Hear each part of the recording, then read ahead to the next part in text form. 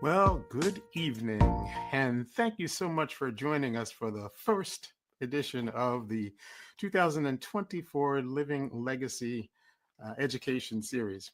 And tonight we are blessed to have one of the most chronicled and amazing civil rights workers from the Student Nonviolent Coordinating Committee and from a variety of other aspects of the civil rights movement. We have Bob Zellner, who, by the way, is responsible for that song that you just heard, Been Down into the South. Thank you so much for taking the time and putting yourself in the room tonight.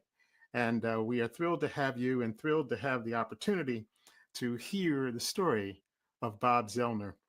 Bob's story is well chronicled, as I said. It was a feature of the film by Spike Lee, uh, which is Son of the South. And even more powerful, uh, it is shared in his memoir, uh, The Wrong Side of Murder Creek, a white Southerner in the freedom movement. And tonight we're going to get an opportunity to have a conversation and to talk about his long service to civil and human rights. So I just want to say good evening, Bob Zellner, and thank you so much for joining us. So good evening, Bob. Good evening, Pamela. Good Good evening. evening. How are Hey, you? I'm doing well. I'm doing well. And thank you so much for taking the time to join us tonight. Uh, I'm thrilled to have this chance to talk to you. I said to you before we went on that I almost got a chance to meet you twice over the course of years. And one of those times was at the anniversary of the 1964 Freedom Summer movement. And I'll talk about that a little bit later.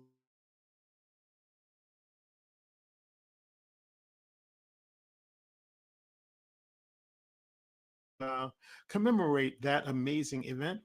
And I had to leave early, but you found those young people and sang with them at one of the dinners at that event. And they absolutely loved singing with you and with Chuck Neblett and several others. So, Some of the Freedom Singers. Yes, I remember we were in a tent or some kind of right.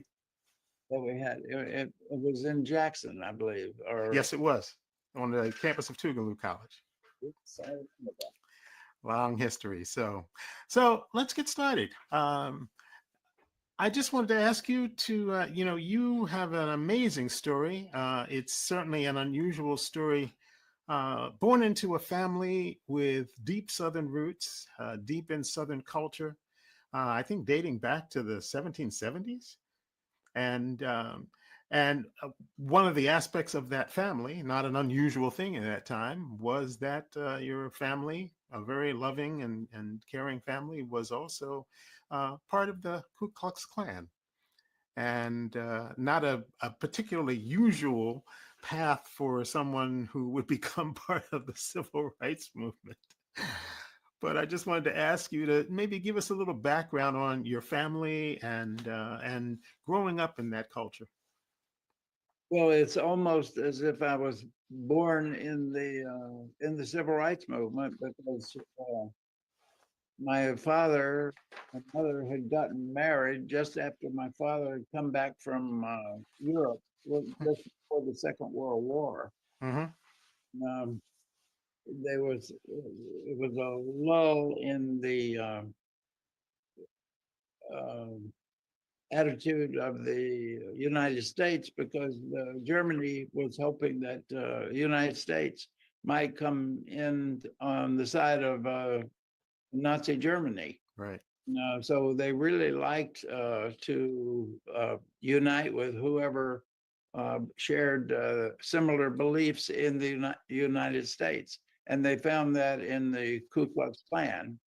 In fact, the Nazi regime in Germany had learned a lot of their racial hierarchy beliefs. They had inherited that from the United States, and they said at first, though, when they were considering the kind of apartheid and genocide that they launched in Germany, they said the racial situation and the apartheid situation in the United States was much too radical Oh for my goodness.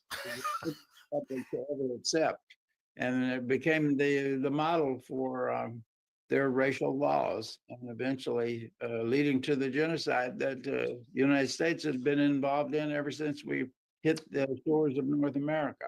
Amen. Isn't that truly amazing? What an amazing statement just about our own history here and the connection to such a heinous part of our history. So your father was traveling in Europe. I understand he was in Germany and Russia. Yes, my mother and father had graduated from Bob Jones College, which was then in Northwest Florida, which later became Bob Jones University, Ah, a okay. place where all of the politicians in the South would they would go there to speak to get their Southern racial hatred potentials. But my father had come to a realization when he was in Germany and Poland right before the war that what was happening in Germany was the ultimate way that the Klan movement in the United States would go. Mm-hmm. And he was beginning to enter the Methodist ministry, teaching the teachings of Jesus, and he could not reconcile the teachings of the Ku Klux Klan with the teachings of the New Testament. So he began to what Daddy described to me as wrestle with the angel. And Mm-hmm. eventually, when we were still young children, my father left the Ku Klux Klan. And when he did, his mother and father disowned him, and his brothers never spoke to him again in his entire life. Oh my word. What an amazing separation and what an amazing spiritual blow. So he actually talked to you about that experience growing up, and what did you take from that reflection? Well, I remember being fascinated with his story because he said that he went to Europe with Bob Jones, Mm-hmm. form a Christian fundamentalist center in the middle of Europe to convert the Jews to be Christians so the Nazis wouldn't commit genocide against them. And I Right. remember asking my father if he converted any Jews. And he said, no, but they converted me. As Klansmen and came back breaking with the Klan and supporting the Jewish underground in their struggle against the fascists. Wow. And then he continued his ministry here once he came back, and that caused you to move a lot, right?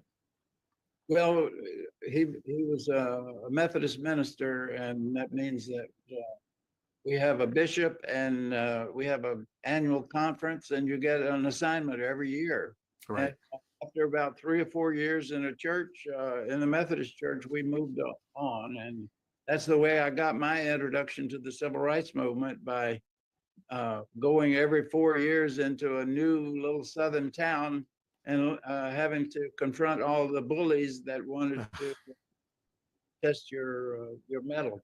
Right. I've been a very violent culture, and you had to learn how to fight and be willing to fight very early. So that's why I was so fascinated with the nonviolent movement. When I learned about that, I said, I know about the violent movement. Let me find the nonviolent movement. So you mentioned in your memoir two places in particular, East Bruton and Mobile, Alabama, uh, as being places that really kind of were pivotal places where your evolution was kind of ramped up. Could you talk a little bit about those two places? Well, the place that I did most of my growing up was East Bruton, Alabama, which is across Murder Creek from Bruton, Alabama. And Mm-hmm. when I was living there for about 4 years, as my father served the Methodist Church in East Bruton, Alabama, then I learned what it meant to be a little boy in East Bruton, because everybody would look down and say, boy, you're on the wrong side of Murder Creek. meaning that you were on the poor side of the creek, you'd never amount to anything and just give up any ideas that you have. And that's why I realized that very early on, you need encouragement, not discouragement when you're in a situation like that.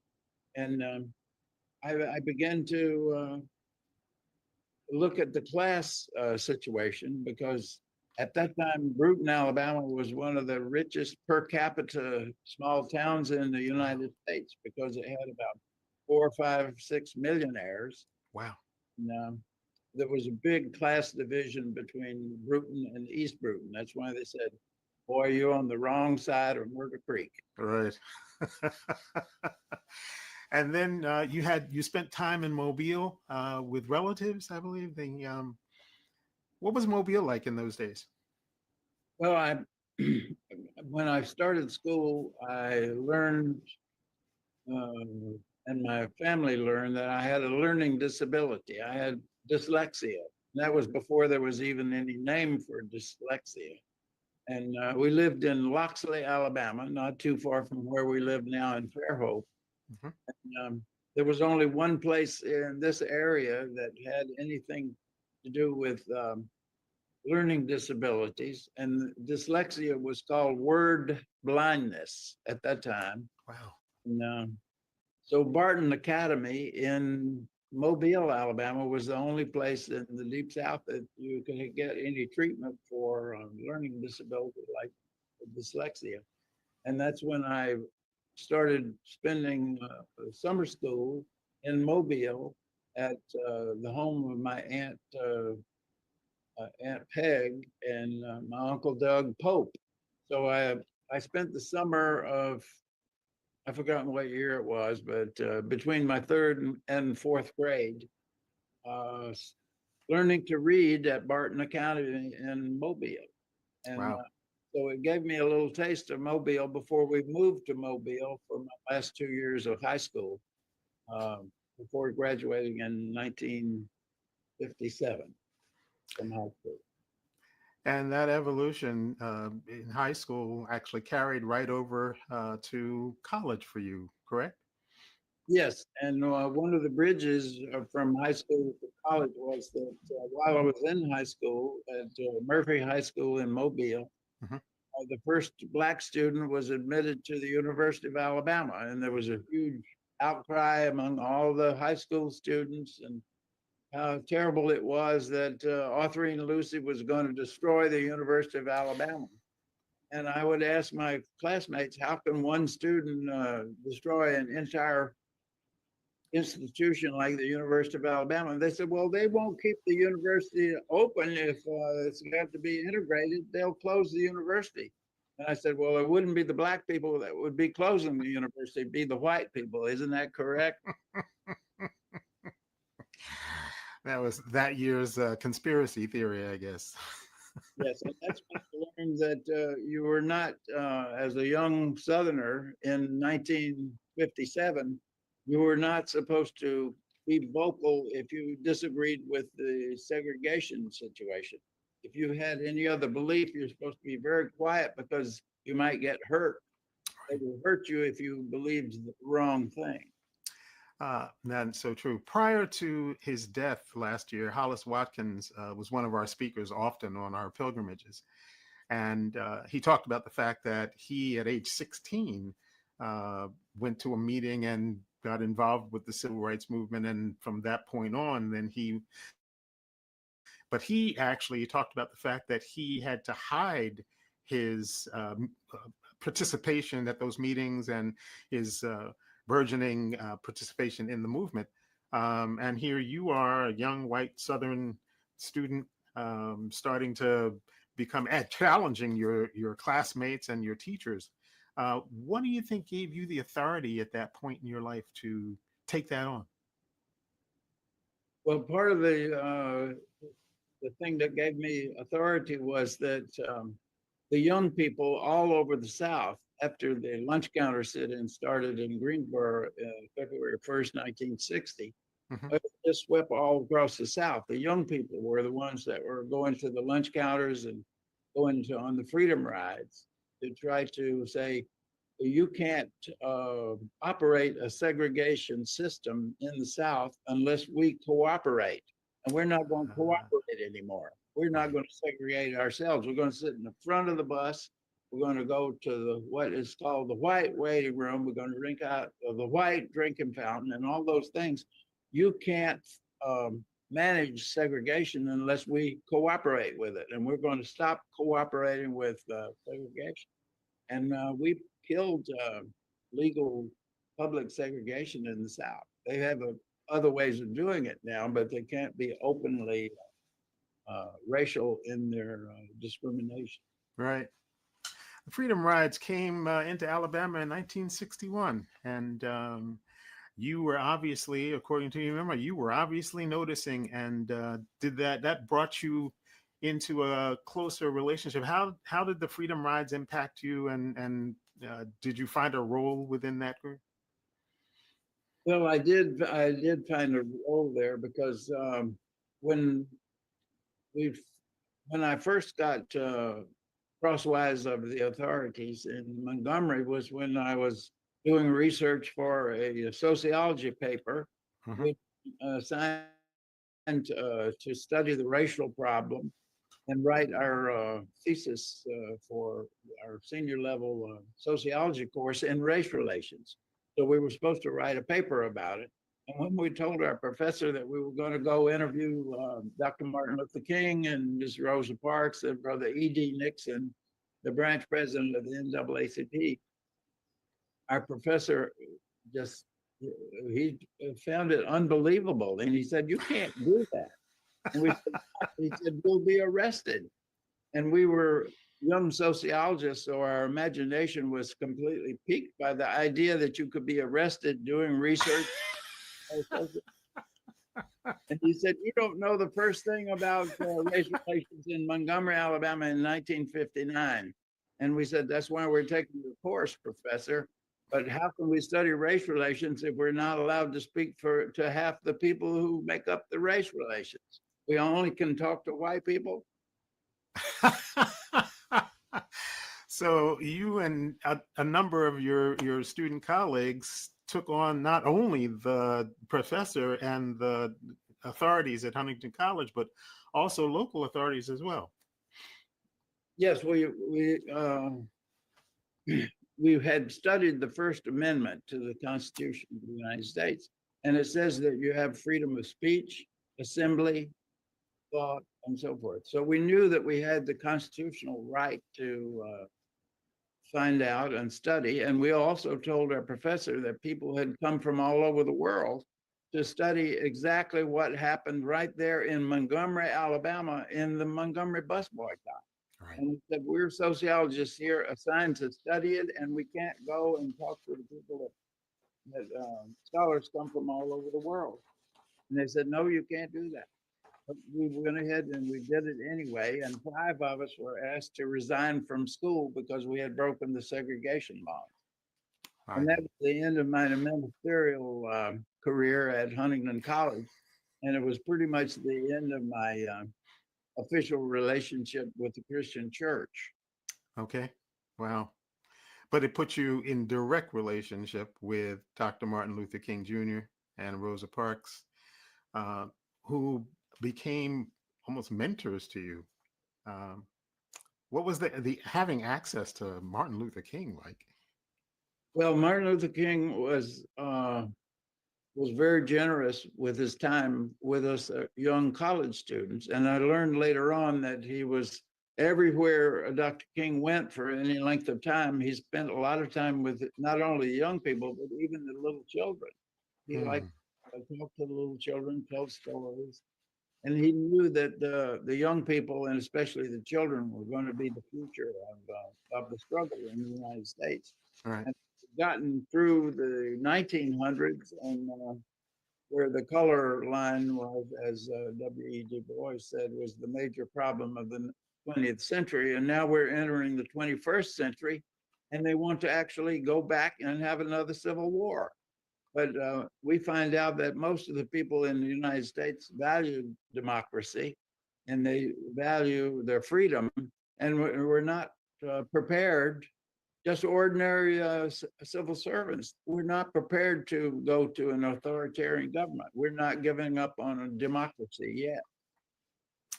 How exactly did the opportunity for you to become a field secretary for SNCC come about?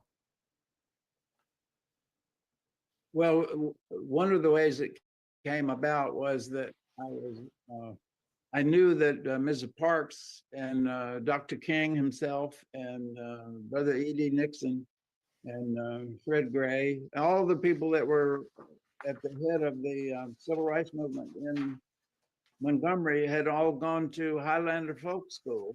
Right, right.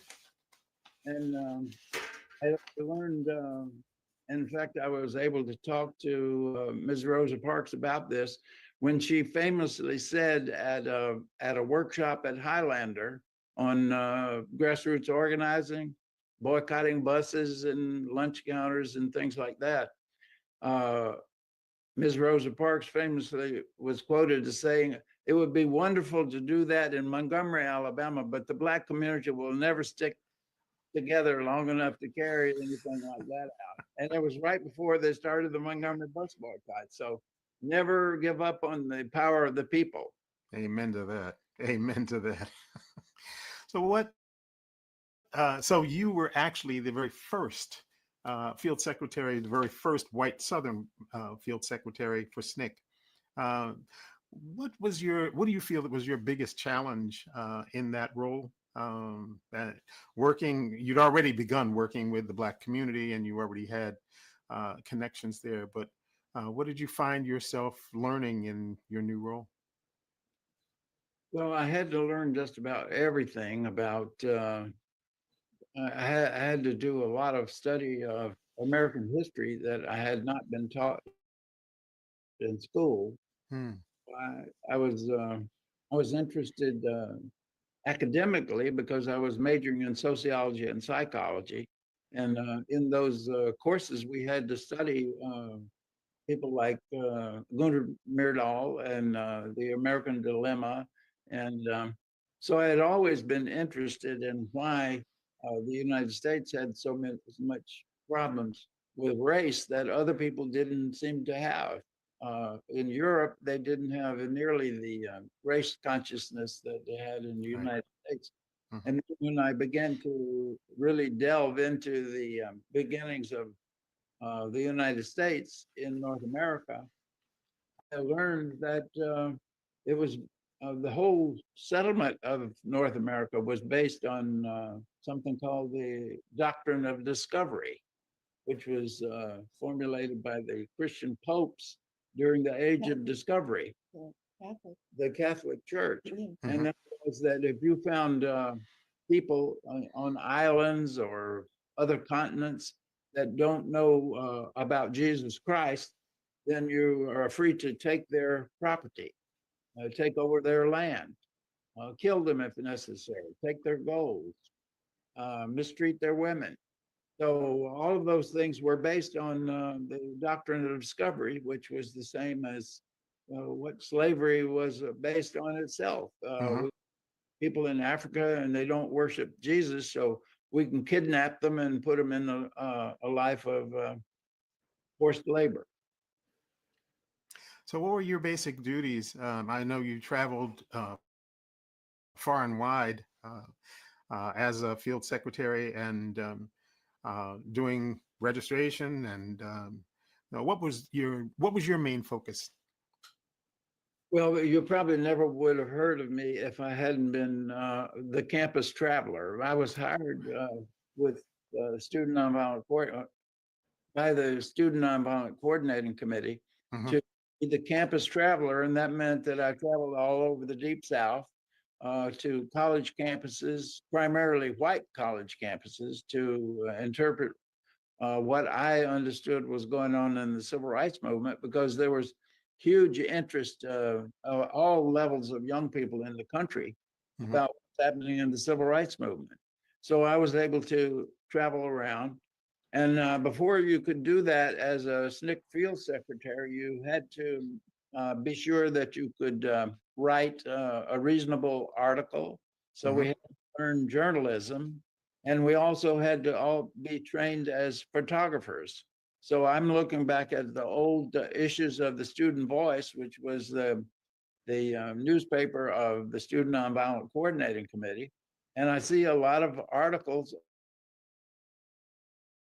on in different places on what's happening there, along with photographs. And I have a byline as the writer of the article and of the photographer. So I learned very valuable skills as a young SNCC organizer. And then what happened to me was, since I went around to a lot of the different places where we had projects, when fundraising came time, Jim Foreman would say, "Bob, I need you to go to New York with me. We're having a fundraiser and they want to know what's going on in Philadelphia, Mississippi, or Macomb or Jackson or wherever." And so I would go and do the fundraising things in the. So I got to be known as a communicator on the SNCC staff. And then when Dottie and I got married in 1963, she was one of the chief workers with Julian Bond in the communications department of SNCC. So she was in the communications department, and I was in kind of the grassroots organizing department. And that's the way we began our organizing as a couple, Dottie and I. Mm-hmm. And today I'm organizing couple with Pamela. So we have the same kind of relationship that we've had ever since we met in South Dakota. How many years ago, darling? 5, 6 years ago? 10 years ago? 7 years ago. Who's counting, right? Yeah. Time flies when you're having a wonderful time. Indeed, it does. So you were organizing and you were fundraising, and you were also getting yourself arrested. In reading, I saw that you demonstrate very clearly that you were very much connected to the belief that it was important to put your body on the line, and that was a very big value. Would you talk a little bit about that, as not only then but also now? Well, quite naturally, when I came to volunteer at the SNCC office in the summer of and fall of 1961, no, 1960, they were naturally a little bit suspicious of this redneck from South Alabama with this terrible Peckerwood accent coming to a black-run organization and saying they wanted to be a part of it. So there was a lot of suspicion.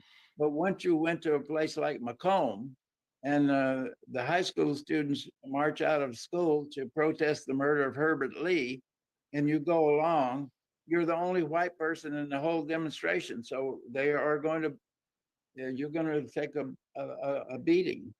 I didn't know they would, after they beat me, they would take me to a tree and put a rope around my neck and say, "We're going to hang you." I thought they were overreacting. It was my first demonstration. Turns out they were pretty much on point. We've got a question coming from one of our. But I guess one of the points of it that I wanted to make on that last story was that the way you gained the trust of the sisters and brothers in SNCC was to be in the foxhole with them. Right, right. To be solidarity, judging from the same bullets that they were, and to have, and the only way you could have the courage to go to Macomb, Mississippi, and march in a demonstration in that Klan-infested place was to turn your life over to God and say, whatever happens to me is in God's hands, not my hands. So I didn't have to worry about it. I wasn't even afraid when I thought they were about to hang me. Wow. That's powerful courage there and powerful faith. Some years ago when we were talking to Hollis again, he asked our group what we thought the SNCC workers were most grateful for. And we guessed all kinds of things about, solidarity, community, music. And he said, no, not at all. He told us that he was grateful most for dirt roads, which he said, if it was dry, you could drive on that dirt road. It would kick up the dust and keep a distance between you and the Klan cars that were chasing you.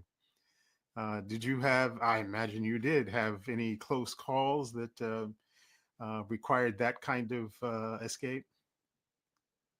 Yes, I did have some of those. I remember when I first started working with the woodcutters after the SNCC years, we started the Grow Project, grassroots work, which we also call Get Rid of Wallace. So I knew that we were going to have some hairy automobile work to do. So I got a early model of a Volvo. It was a reliable car, and I had driven Volvos before with a stick shift and brake and clutch and so forth. And it was a wonderfully maneuverable car, and it was very fast.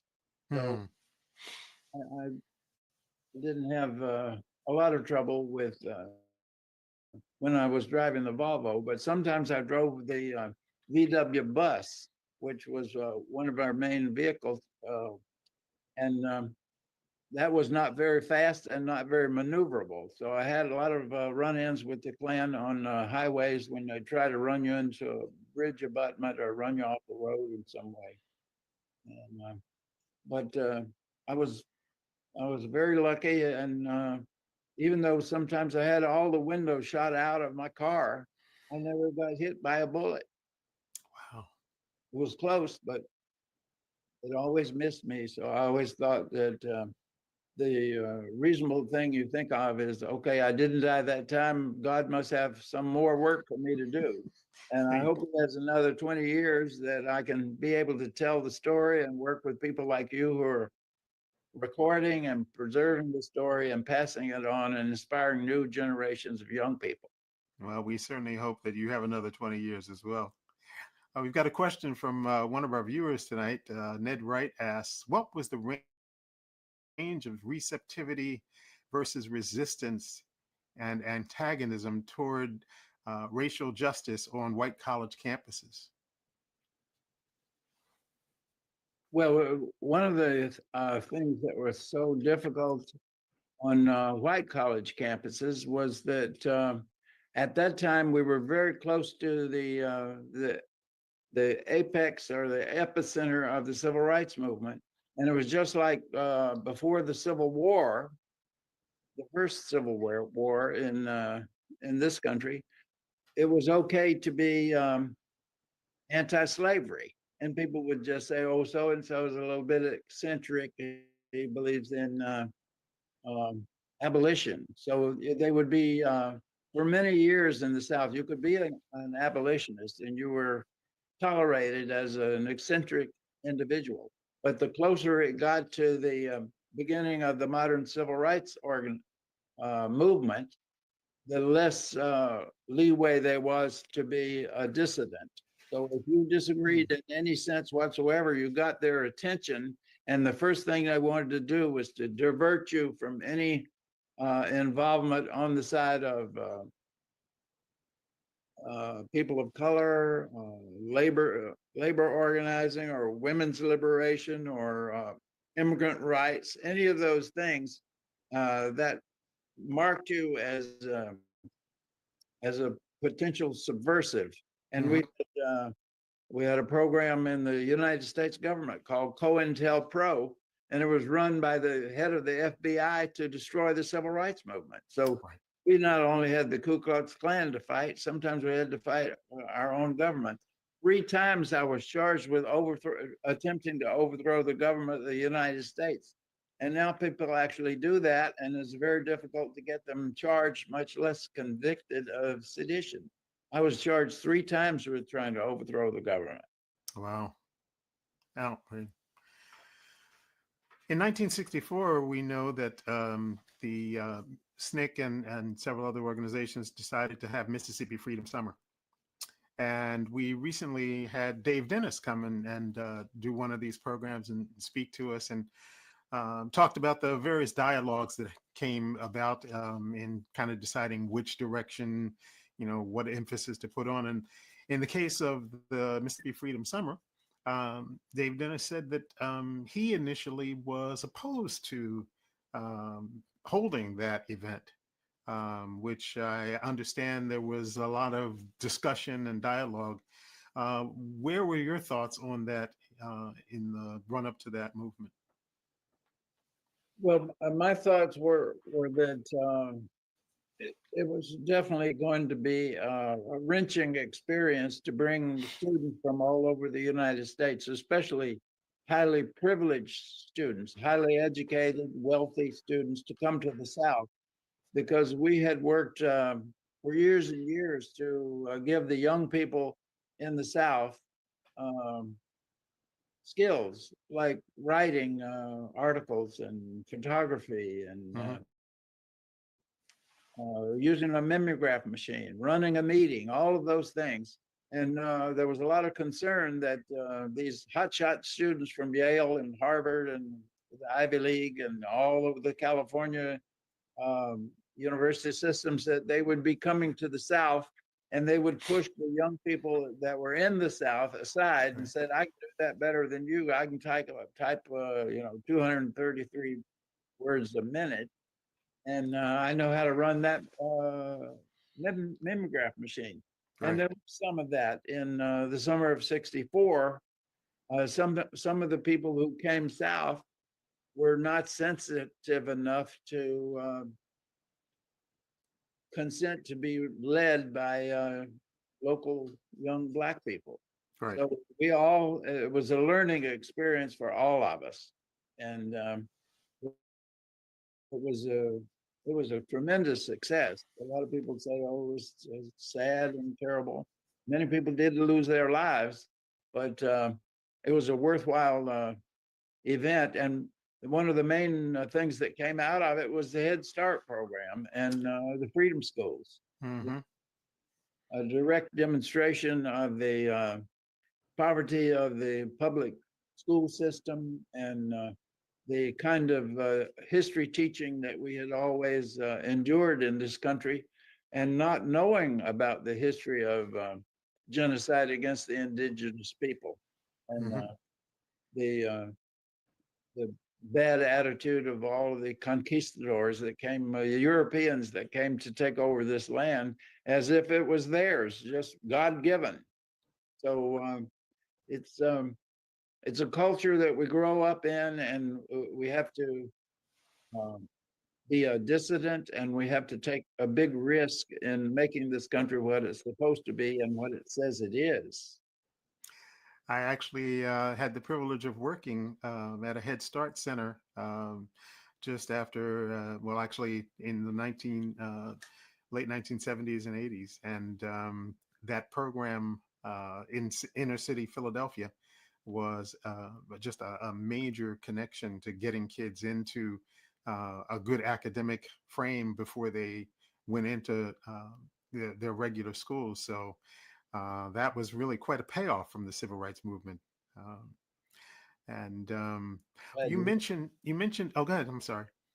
I said, I'm glad to hear that, because we need feedback. That was one of the main things we had in 1963 on the March on Washington. We expected 100,000 people, and over twice that many came. Right. And the affirmation that what we were doing was the right thing in the lunch counter sit-ins, freedom rides, and the freedom schools in Mississippi, and Head Start, and all the good things that came out of that movement. You mentioned earlier the organization GROW.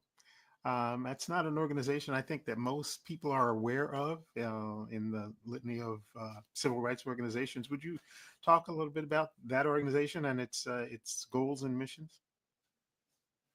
Yes, GROW stands for Grassroots Organizing Work, and that was the project that Dottie and myself proposed to SNCC, the Student Nonviolent Coordinating Committee, because they telling us, and they were right to tell us that. They said, we've got the Black community taken care of. We don't need any more help here. Thank you very much. But you need to go organize white people. Can you imagine the people that's been shooting at us all that time? And now we're supposed to go organize them. What do? We just walk in and say, hey, we're from SNCC, the Student Nonviolent Coordinating Committee. We want to organize with you guys. You had to think of a whole new way of organizing. And the only way that you were going to reach more poor and working class white Southerners, you weren't going to appeal to them on the basis of Christianity or kindness, or you had to do it on a material basis. For your material well-being, you need a strong union, you need a good school, you need jobs for people, you need hospitals, you need all of those things. Did the Ku Klux Klan get any of that for you? They promised all the time that they're going to take care of the poor white working people of the South. Right. They've sold you out every time. They're the main anti-labor union force in the United States. And we began to challenge the Ku Klux Klan directly on their territory. They did not know how to deal with us because we're from SNCC, the Student Nonviolent Coordinating Committee. We work with SCIF, the Southern Conference Educational Fund. We're called communists. I've been arrested 18 times, whatever it was. And I'm followed by the FBI all the time. And these old Kluxers in these backwoods, they say, you think you're the only one being harassed by the FBI? And so we made a kind of a connection there. Right. That definitely the government did not, J. Edgar Hoover did not want to see Black people and white people at the poor level in the South to get together because they knew that we had the power. It's like, I think it was Shelley, the poet, said, rise up like lions who have slept during the night and shake off the dew. You are many, they are few. So this was the struggle that we're going to get all the poor people together, and there's no power that can stop us from getting the things that we need if we stop being racist to each other. So you have really pointed out, obviously, a big issue that is part of our present situation here in the United States. Certainly one of class, but also continuing to be one of race. And looking at that idea, Reverend William C. Barber also with the Moral Mondays and the work that he's been doing with the Poor People's March and all of that. As you look at where we are in this time, and you look at the work that you've already done, what thoughts do you have about ways forward? You know, people kind of throw up their hands and kind of say, well, you know, what can we do? Well, I think one of the ways forward is to maybe not be so political. And in a way, I've always been very political in my whole life, but now I'm studying a new religious approach called Baha'i, the Baha'i religion. Mm-hmm. And Baha'i religion says we all need to be registered to vote, and we all need to vote and be acquainted with the issues, but we need not to be political. So the best kind of organizing is not to be political, is to identify with all of the people who have that same problem and try to get them together on the basis that we always have 80% agreement, and our disagreement may be 20 or 30%. So let's work on the things we agree on, and then we'll disagree agreeably on those other things and try to work it out so that we can make a solution instead of just continue to fight each other and sink further down in the hole. If you're in the hole, stop digging, get out and help each other. Be on an equal basis. I love that. If you're in the hole, stop digging. It's just getting deeper. I've got a question from two of our co-founders at Living Legacy. Judy and Gordon Gibson. And they write, in your book, you describe using your strength and training in boxing, wrestling, fencing, and other physical activities, as well as youthful experience with successful street fighting, as keeping yourself able to walk away and keep working. If you hadn't had those skills, do you think you would have survived?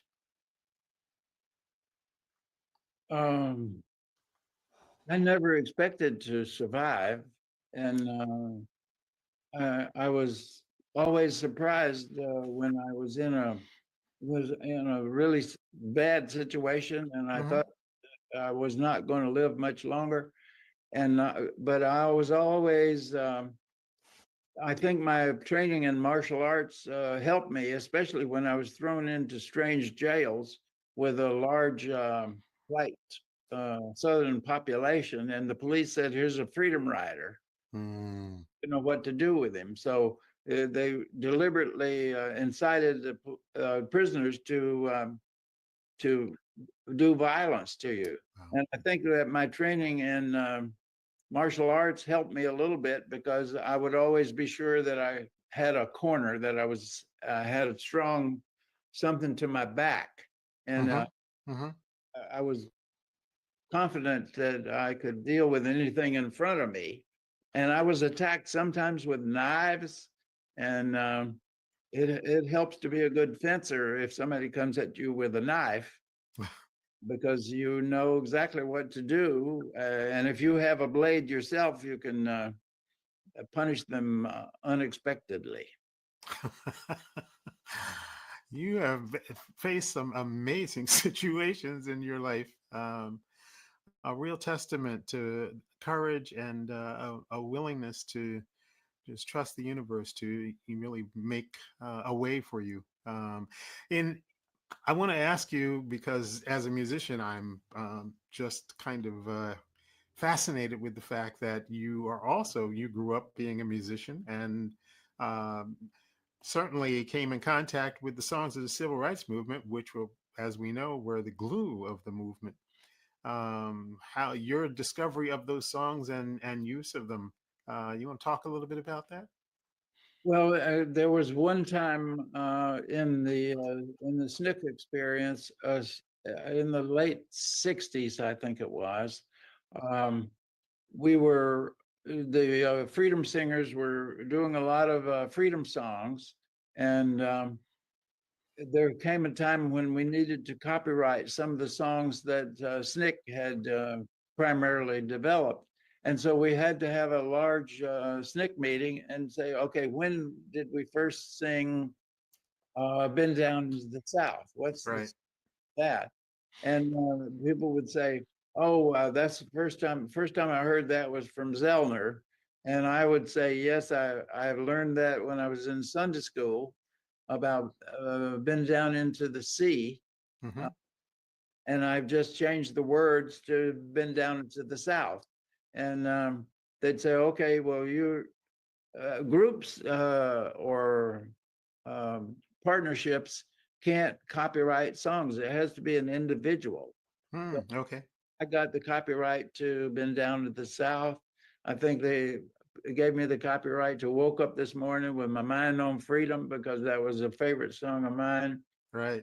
So whatever the group decided, that was going to be the person who got the copyright. But all the what do you call it? All the payment that you had Oh, to, the royalties. the royalties, would all go to community organizing. Oh, okay. Mhm.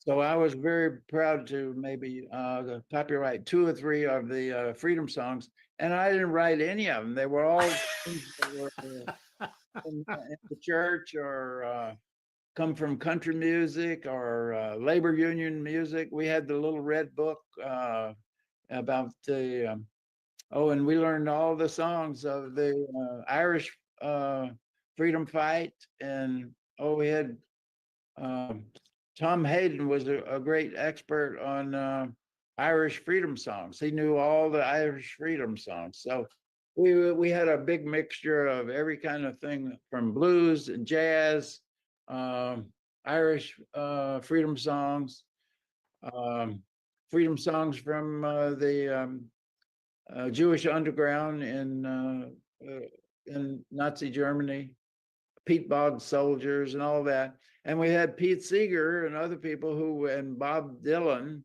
who originally was Bobby Zimmerman. Right, right. Always felt close because he's BZ and I'm BZ. And I'm hoping to get him as I'm asking him to write a foreword to the next volume of memoir called Freedom Road. And hopefully we're going to have a documentary movie called Freedom Road. It's about 3/4 done now, and a possible TV series sometimes in the future. Oh, wow, that's exciting. I don't want to leave you without asking about your time in the classroom. You went back to school after all of that, earned a PhD, and taught at Long Island University. Tell me about your time in the classroom and what that connection with students brought to your way. Well, actually, it gives me a chance to correct the record a little bit. I did PhD study in history at Tulane University, Okay.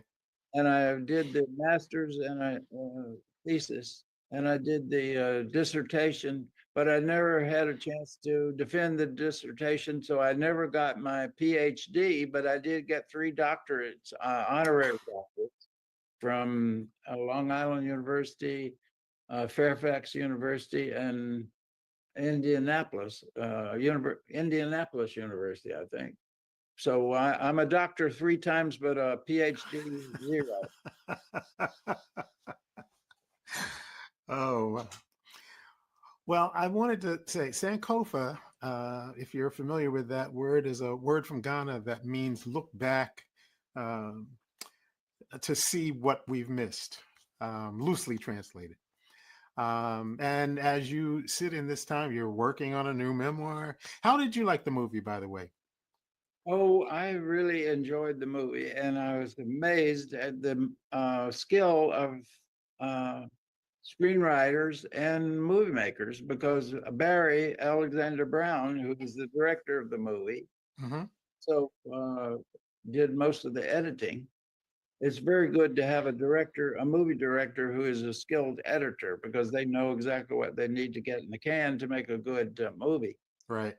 Um, Barry Alexander Brown and Spike Lee, both from Alabama, they did an amazing job. And Barry wrote the first draft of the script just from stories that I told him. The book wasn't even published until 2008, and we started working on the movie in the 1980s.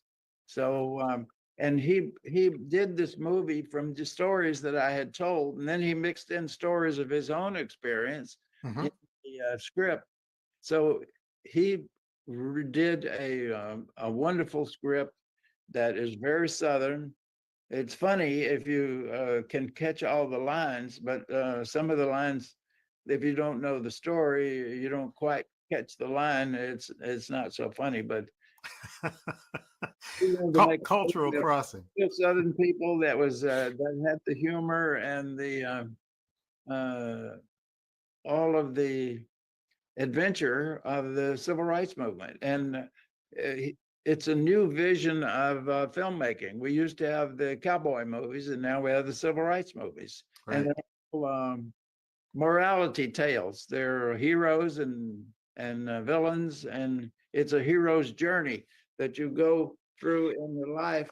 And there's all the little stories that are in the arc of your life. And so all of the students who are listening to this, be sure to keep notes. And anytime somebody wants to ask you questions about your own experience, if they're writing a book or a paper or whatever, give them an interview. And that way you wind up in all the books. And if people say, that must be an important person, I see his name, or it's mainly because you take the time to do the interviews. And a lot of people say, well, they never write about me in the book. And I said, did they ask you for an interview? And they say, yes. Did you say yes? He said, no, I didn't give him an interview. Well, if you don't do an interview, you're not going to be in the book. Right. You got to learn to show up and show out.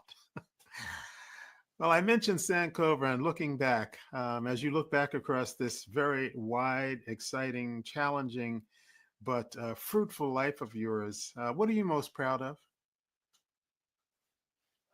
Oh my goodness, what am I most proud of?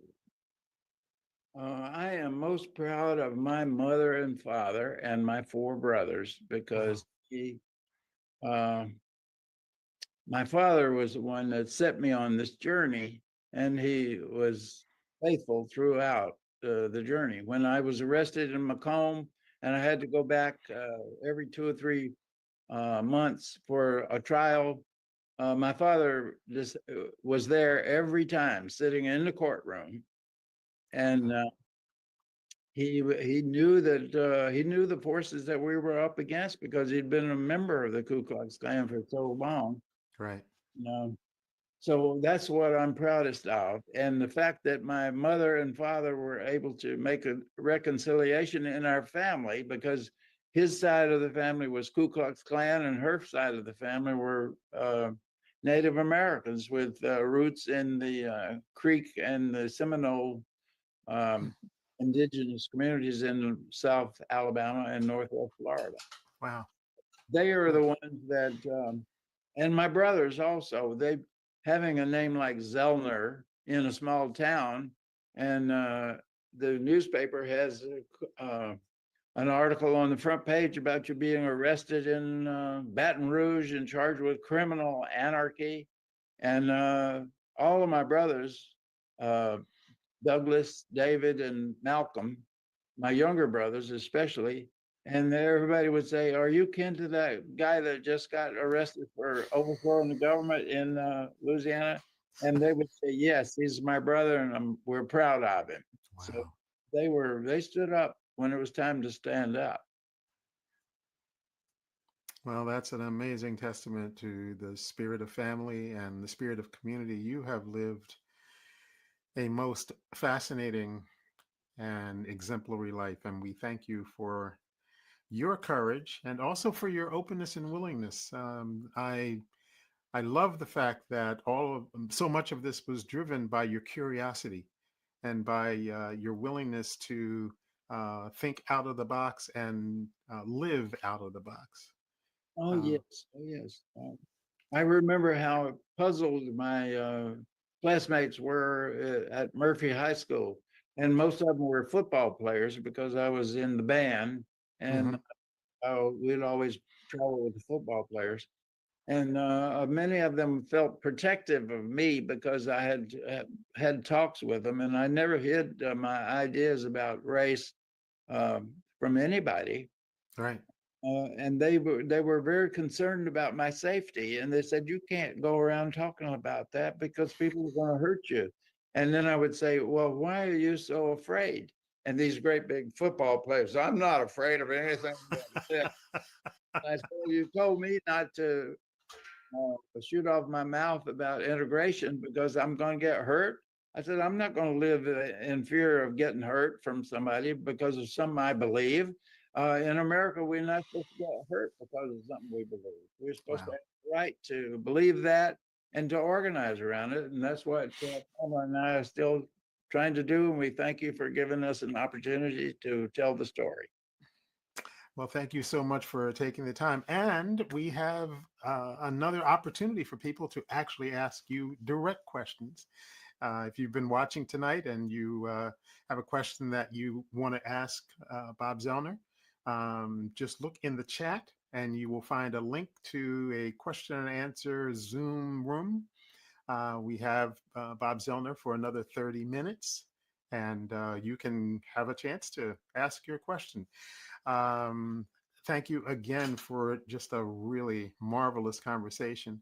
And I just want to say this will be recorded and available after about a week or so on our website, livinglegacypilgrimage.org. And also, you can get information about upcoming pilgrimages. And certainly, we also welcome any donations that you are willing to give to continue the work that we are doing in the world, particularly around the issues of voting rights, which, of course, this year is a very high priority for all of us as we continue to try to shape the world in ways that make it more fair and more just. Thank you all for watching. Uh, Continue to work hard for freedom and justice. Keep the dream alive. Thank you.